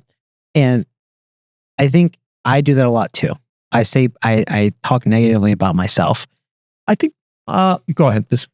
So, and the reason I do that, for me personally, why I say, I do dumb things, is just more so because sometimes I feel like in my head that, is anyone really this dumb? Right? And no one's this dumb. I'm that dumb, right? So I had quit a job with nothing planned after that. And I went to my couch, and there were a few reasons why I quit. But one of the big ones was just the fact that the way that the compensation was going to work, I was going to make a lot less than I would have had I stayed. And we were in the process where we were building a house, and I had a couple $100,000 in earnest money in the house. Oh, okay, yeah. So the issue is when you go to purchase the house, if your income isn't consistent, you lose it. And in a lot of ways, I looked at that as, well, I can stay, and by making the choice to stay, I have to work a lot more. I have to neglect my family because I have to spend a lot more time trying to sell. And if I do that, I could get lucky. I could get 3 7s across the row, and I could hit the jackpot. But it's more likely that I would fail. And I would much rather fail on my own than going down a path where I knew I was destined to fail. So for me, a lot of that confidence of like what you have is, yeah, I'm dumb. Like I quit a really good job making really good money that most people would probably lose a limb for. But I looked at it as, I have a lot more to lose than just this job. Yeah, I have time to lose with my family. I have time to lose just overall with everyone, right? Because I'd be focused to work a lot more to make up for this, compensation issue. I would lose the house. I would lose the money. We had signed contracts for this house where there are issues where if you don't qualify, you're on the hook for the house, right? And that was another couple $100,000 that we were on the hook for. So it wasn't just 200. I mean, it was close to, $500,000 that I would be financially responsible for if I didn't qualify. And I kind of looked at it and said, well, I can either stay the course and know that I'm going to lose all that money, or I can quit and try and figure it out. And I guess I'm a bit of a gambler, right? I play cards a lot. I haven't played recently, but I used to play all the time. If someone wants to bet me money, like, what are the odds? Like, tell me the line and we'll figure it out and I'll go with it. So I tend to have this gambler personality where I would much rather gamble on myself than gamble on whether or not, I could stay at what I did. So I think I'm an idiot. I look back and I think there were probably better ways that I could have quit, or there were, I don't think I would have been able to do a side job in an adjacent field and kept my job. So, I guess I made the right choice instead of getting sued, but yeah, I'm dumb too. Right. Yeah. And I think there's a point, and this is a trait that I picked up from another kind of business owner and everything else like that, but self-deprecating humor as a way to level and to help inclusion in a conversation. Like, cause I honestly feel like I'm probably okay. I'm good. I'm a pretty average dude. There are plenty of people that are smarter than me. There are certainly people that, probably, don't make as, intelligent of decisions, but otherwise, I think for me, self-deprecating humor helps to balance the field, because the other thing that I try to protect is I really don't want to be any different than anybody else. And this is probably an important thing to understand, business owners and everything else like that, is like, I literally don't want to be treated special. Like, I've worked hard. I've gotten lucky. There are plenty of people that have worked hard and not gotten lucky. And it doesn't make me any better or worse than anybody, or make them worse or me better. Like, there are just people that just kind of want to hang out. And so for me, I do use it as a way to balance or to help people feel included. Like, it's not I don't actually think that I'm an idiot. I use it as a way to help other people, to help everybody feel like the playing field is equal in that respect. Like relatable? Yeah, relatable. Like, I do goofy things, like, and I embrace the fact that I do really goofy things all the time, because like, yeah, this dude's really weird. Like, it's totally fine. And I'm good with that. Like, I have no problem being goofy, ridiculous, especially with kids, right? Like, let's talk about, like, as a father, being ridiculous with your kids and, stomping around the house and chasing them, or, all the other things that as a father, like, holy crap, if I did this in the middle of public, people would like put me into a room with padded walls. Like, yeah. But this is like the part of it, like being willing to be open and vulnerable and to show people that I'm kind of an idiot.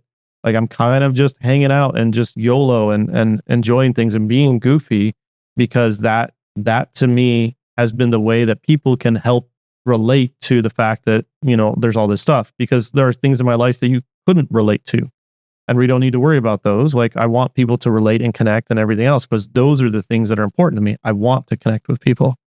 Do you think, that sort of humor helps you connect with more people on like a personal level?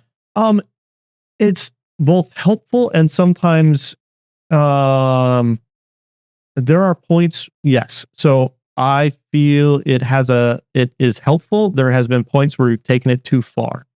And so there are points to where everybody else starts to make fun of me as well. And then that's no fun, right? When all of a sudden I'm Pinocchio and everyone's kind of making fun of me, throwing everything else, being that I'm the strange one, then it becomes not so interesting, and I become more guarded as a person.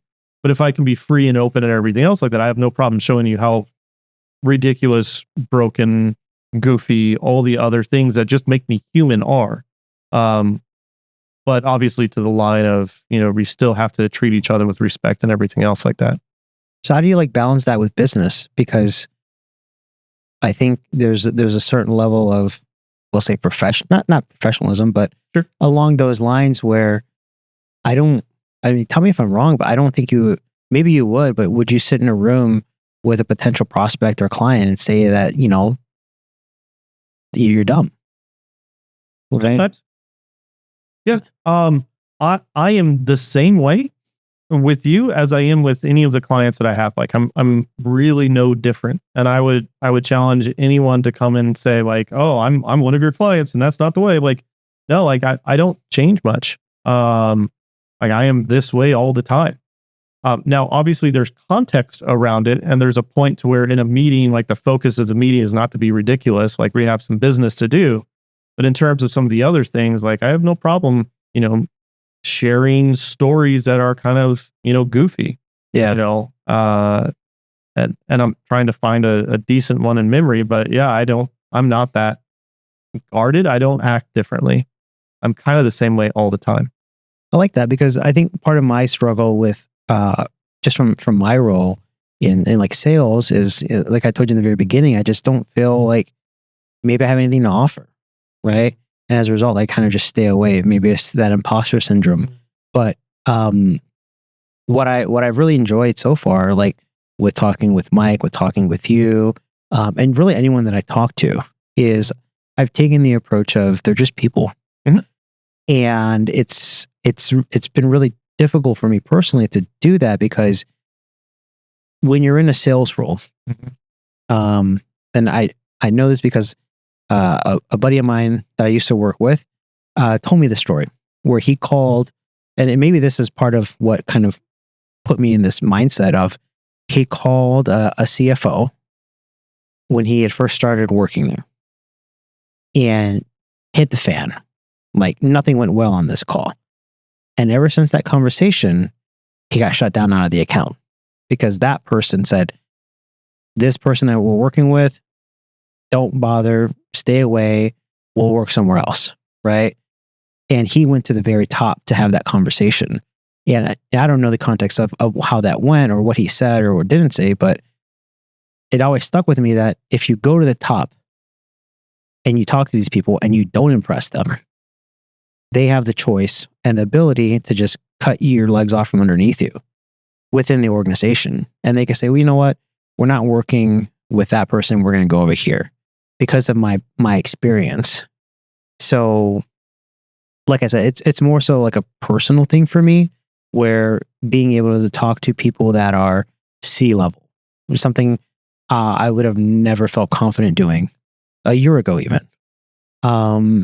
But I think, things change and you have to put yourself in a situation, much like you did, with, cutting back on all your expenses, doing what you can to get to the other side. And I kind of see this like, I put probably close to 100 hours of effort into all of this, right? And I look at it as, well, this is now an opportunity for me to sit down and become a better speaker, a better talker, a better person connecting with other people. And so I guess I went through a lot of work to do that. But the thing for me is like, I like how you say that because 2 years ago, I would have never messaged you. I would have never, even at CactusCon, Mike got me into CactusCon on the Saturday thing. Because, yeah. And you were there and you were walking up and I was talking with Mark for a second because he was just right across from you. And we said hi. And I think you had to do something because you were running it, right? Yeah. And you had reached out to me before on the podcast, or because I have a couple videos that I've tried to do at home, and you kind of said like, oh, I want to see more. And eventually I may actually do that. I struggle with trying to have interesting things to say and record for myself. I can run my mouth with the best of them, but for whatever reason, doing it by myself isn't the most inspiring. It's a little weird. It's weird. I don't know how some people do. Like there are people that have entire careers on YouTube that are just like, talking and going and like I honestly follow them and they're interesting for me to actually enjoy. But I've like seen that for myself. I don't know if I'm there. So like that would be an area to where I have imposter syndrome around that specific area, going like, I could just sit there, open up a camera, and people would find it interesting. Mhm. And I don't know if that's true, false, or not. But yeah. But anyways, yes, you reached out, so I knew of you as you went to the cons. Yeah. But like I said, 2 years ago, I probably would have never reached out because it's like, well, what do I have to say? And what I said was, hey, like, I'm in a situation where this information would be useful for me personally, right? And I would find it useful, and I think it's still the case, right? There's probably things that I'm not aware of that that you would know or that you've experienced. So, hopefully, where this goes is now I have your number. I am very transparent as a person, so feel free to ring me up anytime you want. Yeah. It's like, hey, I've got a question. What would you do in this case? But the other way that I see it too is, when it comes to this setup, I really like how my experience has been in the local cyber community. Because I was involved 0% of the time prior to me coming back. And the only reason I got involved was because I saw the CSA event. And I think what I like the most, if you're trying to slide it, there's a couple. I spent a whole life in church and everything else like that. I'm kind of used to the podiums and everything. Oh, fat. The thing that I like the most, and I think a lot of credit goes to you, a lot of credit goes to Mike. And I'd be, I'm sure there's more people, right? In terms of the Arizona community, like I would imagine there's a handful of people that have kind of helped build, like CactusCon, right? Right. Or TISO, like with Mike. And the one thing that I've realized and learned is that as long as like showing up is half the battle, but being able to do something that's useful. And for me, I have tons of camera equipment. I have tons of photography type stuff. And what I've learned is that everyone in the cyberspace wants to help one another. And that if there's a way that you can help people through conversations like this and sharing that and recording it, like I had more fun talking to Mike for 3 hours than I have had in a long time. And I didn't expect that to be the case. But when we were done with the conversation, I picked up a few nuggets from him. And I think for you, what I've picked up on is a few more nuggets. And the way I look at it now is like, I can have all kinds of people come in here and learn all kinds of nuggets, but that would be a disservice to everyone else, right? Not because I'm not sharing it. If there wasn't a way to record it, right? So I guess what I'm getting at is a big part of this setup, and like I've told you before, is to be able to have these conversations, but beyond that, to be able to share it with others. Because how often does anyone get to sit down and talk with you for an hour or two? Honestly, you're right. This is a more rare experience. Even within NGS, I don't sit down and chat for more than an hour. Now, obviously, there are unique moments to where we spend a long period of time, but I don't. My time is dedicated to a calendar that manages me, basically, of where I need to be, when I need to be, and it will get worse as this continues. Yeah. So yeah, being able to sit down for a prolonged period of time, like that's not really a normal thing for me. So I appreciate you doing it. I think I've at least picked up on a few things, right? I think my favorite thing about you is your confidence, right? And what I like about that the most is that it speaks volumes to people that are on the fence, right? Of how they want their career to progress. And they almost just have to be dumb or be willing to be dumb, because without the effort or the potential and being the willingness to fail, being so confident that if you end up failing, that it's going to be okay, I think that holds a lot of people back. So I think you're a really good example of what having that confidence can do for your life personally. Because now when you look back from 5 years, you took a $10,000 loan. You were living off of $3,000 a month, no health insurance. Your daughter, had medical conditions that you had to pay for, right? There's a lot of people that you tell them choice A and choice B, they're not going to go with what you went with. It wasn't a safe journey for sure. So I think at least what I appreciate the most about, our conversation is that, it's almost like the confidence and willingness to fail is what's required to kind of make things better. And 5 years in, if you could go back, you probably wouldn't change anything. I don't think so. You might do things differently, but I think you would still go down the path. And I can't think of too many people that are that dumb to do it. Like me, right. Like you. Yeah. So I think that's my favorite part about all this. And, the idea is as more people come in, there's more stories that I hear. There's more information that I can learn. I guess my only thing is I want to make sure, because like I said, you drove like an hour, maybe an hour and a half. I don't know how much. That was a while. I don't know how much longer you have to go. So this, it's already almost 7:45. Yeah, it's late. Are we going to go for the record? Are you going to try and beat me? No. Okay. Is maybe in closing is we talked about CactusCon. We talked about, your journey, your entrepreneurial journey. We've talked about, the hiring, what I would say crisis in InfoSec. We talked about, building a community. We talked about some of the things that NGS can do. I think with having a business, there's a lot of things that people don't know. Okay. Like about with what I do or with what you do, I imagine. So I think that now, at least if you have the time, to maybe talk about some of the things that NGS can do for people. Because, and I'll give you context. Before I met Mike, before I knew about CactusCon, I didn't know who you were. Mm. And I've been in this space in the Arizona market for almost 10 years. Sure. Right? I didn't know who Bishop Fox was. So I didn't know a lot.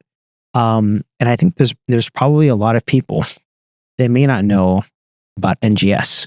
Sure. So before you go, as long as you're willing to stay, I'd like to at least hear maybe, or at least have you kind of share some of the things that NGS is doing, how you're helping clients, maybe some meaningful projects that other people that, listen could maybe be inspired to call, to give you a ring. I don't want to speak for you, so I have an idea of some of the things that you do, but, I think you tell it better than I ever could. Sure. And I want to make sure at least that we talk about that, because I think for you, that's probably the most useful thing, right? Sure. Yeah. I started New Genesis Solutions obviously out of frustration, but really from a more positive sense because I really loved vulnerability management. And I had developed an approach and worked with it and had a couple projects. And every time I did a vulnerability management project that we rebuilt their program, that we created better processes, that we fixed some of their technology, every time I did one of those projects, I had fun and the clients really saw the value in that. And I did that through so many different points in my career already that I'm like, I just want to keep doing that. Mm-hmm. Because I found that for me, it was part of security operations, but it was on the proactive side. It was something to say, hey, if we get in front of this thing, we can fix a root cause process around a patch or some vulnerability that's out there. And we can look at it and say, instead of playing a whack-a-mole, just making sure the monthly patching process was good, we're gonna look at it in a programmatic way and say, actually, we're gonna fix this so that way we don't have to worry about it next month. We just know that it's now in a more managed state. And so by developing processes, by developing and enhancing technology and tools, by focusing on the risk side of how we, kind of find the things that really matter to an organization, that's really what I wanted to do. And so that is the core thing that New Genesis Solutions does. And we've developed an entire platform, using Power BI as a way to, quickly automate all those activities. So that way we're highlighting things that really make a difference. And then we took it and said, hey, it's not just important about just a vulnerability scanner, but we want to include web applications. We want to include identity and access management. We want to include external attack surface. We want to include pen testing, all within the same platform. So when someone looks at it, they can say, I want to know what the most important risk is to my organization. I want to fix this root cause problem in the organization.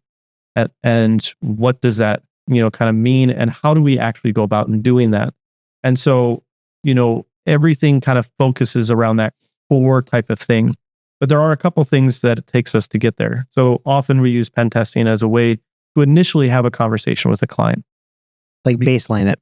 Yeah, because ultimately they don't know that they can trust us, right? Like vulnerability management is not a cheap thing. That's the core thing we do. It's a valued service. But ultimately it's not, a pen test is much cheaper.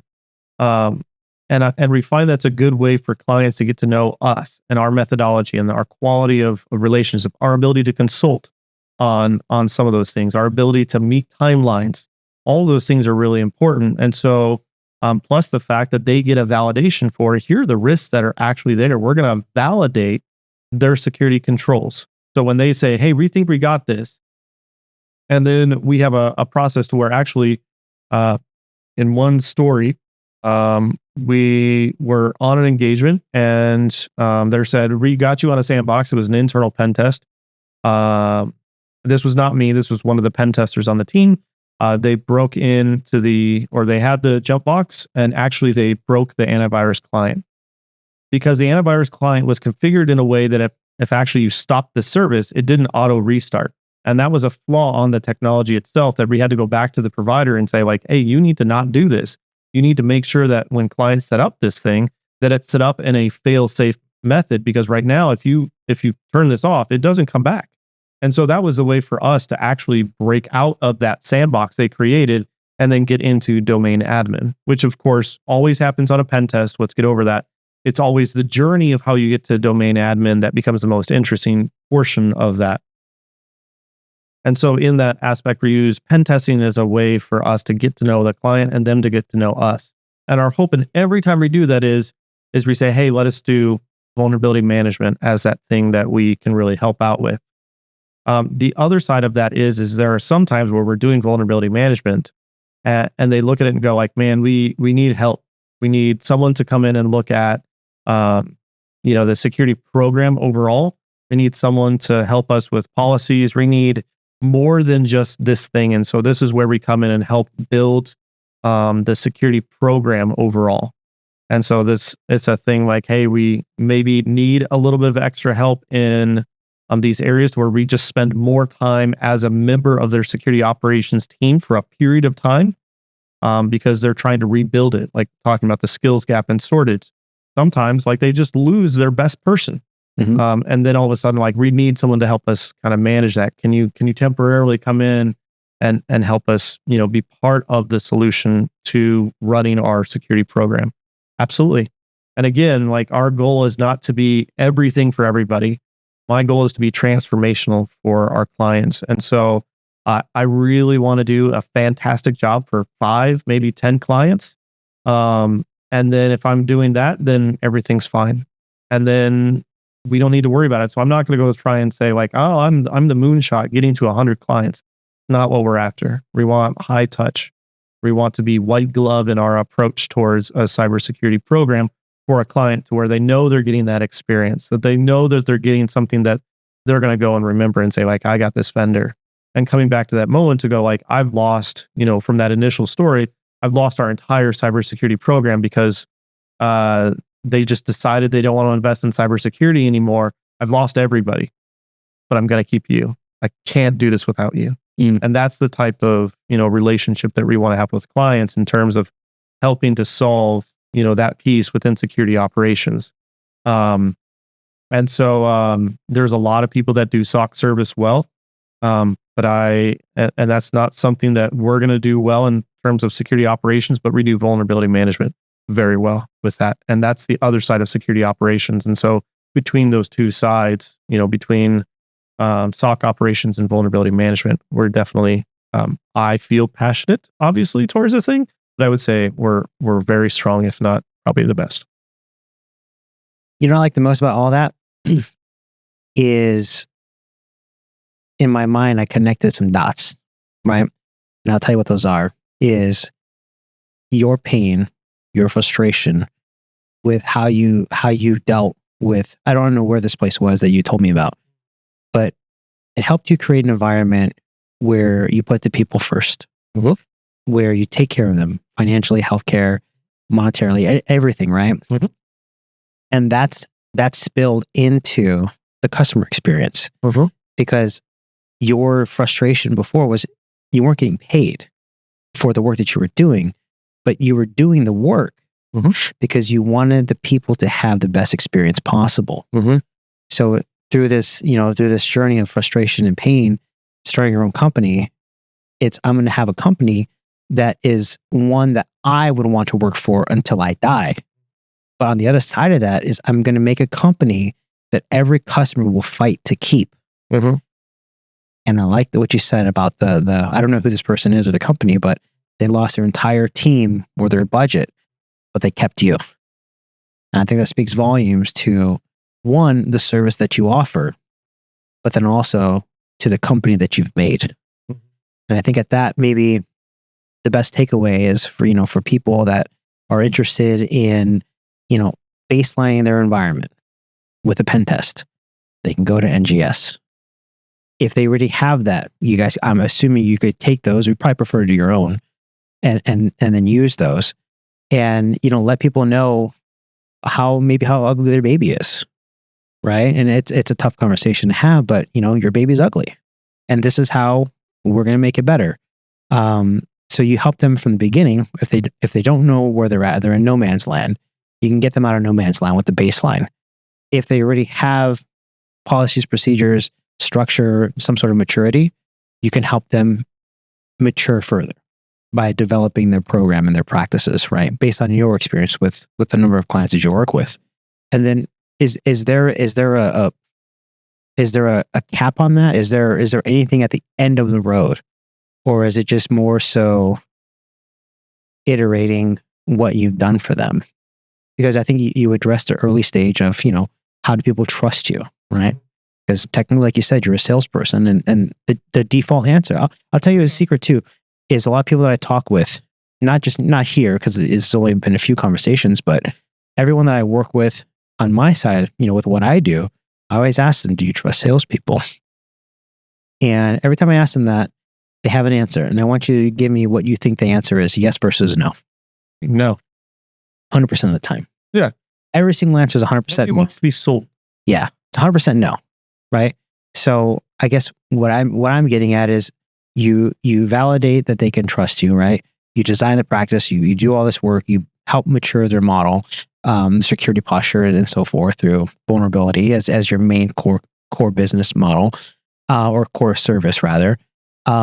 Is there anything at the end of that where they can come in and say, that you guys would have a service that, kind of validates what they believe to be true? So this is where a pen test is helpful to come in and say like, hey, we think we're great. Like help us, make sure that we're great. This is a good pen test piece. Helping us stay great as part of the NGS service around vulnerability management. And then there are some points to where like help us prove that we're great. Would be things like we can help a client get their SOC 2 Type 2 or various other kind of accreditations against their organization when, they say like, hey, we need help getting from nothing into a formalized program that shows off and says like, we're a company that other companies can trust. And so this is where we can certainly help at all those different stages. Okay. So there's really from the vulnerability management part of it, which is like, I imagine the highest risk for organizations, right? Is just having a door open somewhere. Yeah. Unlocked, right? That has a potential to impact the business risk. Interesting. I guess I don't have any more questions. I think that we cover a lot of things. I'm happy that you stayed. We might have beat Mike's record, by the way. We may have. I think that last little piece just got us over. But if it didn't, Mike is still the champion. He can say the champion. He's definitely an icon in my book. Well, we wouldn't be here without Mike. So I definitely want to make sure we give him a quick shout out as I fix my mic here. But any parting questions, anything that you think that we missed, or anything that the people, aside from my mom and dad listening, would want to hear? No, I think I think it was all good. I enjoy the humanness out of all of it, and that's, I think, the biggest piece is how do we get back to being human with each other and celebrating the uniquenesses that we have, life experiences that I think we both kind of cherish as part of learning more about each other. So that's my favorite part. Yeah. It's just about talking to people, hearing their stories, learning about their journey, maybe learning from that, and being able to share that with others.